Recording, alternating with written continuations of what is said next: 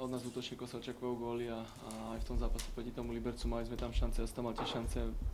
Tú prvú, hlavne tú nebezpečnú strelu mi Koubek výborne chytil a možno v tej predložšej sezóne alebo v iných zápasoch by mi to tam padlo. Potom tú ďalšiu traja hráči Liberca boli na brankovej čiare, takže som mal také nešťastie, ale tak ako tréner povedal, pracujú s nami individuálne, čo sa týka s útočnými hráčmi, majú nás na starosti tréneri a rozoberáme či už zápasy alebo tréningy a proste snažíme sa to vždy vylepšiť, aj dostávame sa do tých situácií v tréningoch, v ktorých by sme sa ocitli v zápase a myslím si, že postupom času to tam začne padať, pretože urobili sme veľký pokrok od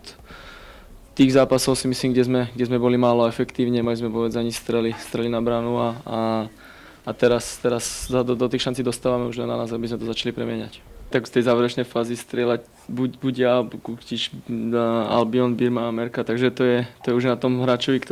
ktorý vystrelia a vlastne sa pripraví tá situácia, ale na tréningoch to nie je len o pár hráčoch, je to stále raz trénujeme tak, raz tak, aby sme stále boli v tej istej rotácii, ako by sme mohli pravdepodobne hrať, takže myslím si, že na toto nemá veľký vplyv.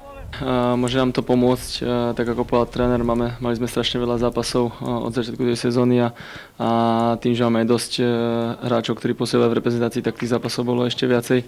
A je to náročné, pokiaľ máte také tie výjazdy, aké sme mali, ale bohužiaľ to neovplyvňuje, taký je futbal, ale určite pôjdeme do zápasu zajtra s tým, že ho chceme vyhrať, pretože vieme, do aké pozície nás ten výsledok môže dostať a urobím preto maximum, aby sme boli úspešní a tak ako ste povedali,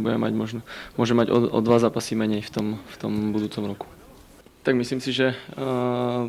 keď hráme zápasy doma, tak pod tým tlakom sme neustále my, či hráme proti súperovi, ktorý hrá o postup alebo ktorý nehrá o postup, ale ak môžem povedať, tak samozrejme hráme proti škótskému tímu a očakávali by ste, že možno zoberú loptu od stoperov, kopnú to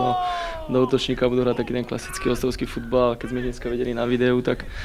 som si myslel, že najprv hráme s nejakými Španielmi alebo niečo, takže pevne viem, že to bude dobrý futbalový zápas, čo sa týka po tej futbalovej stránke.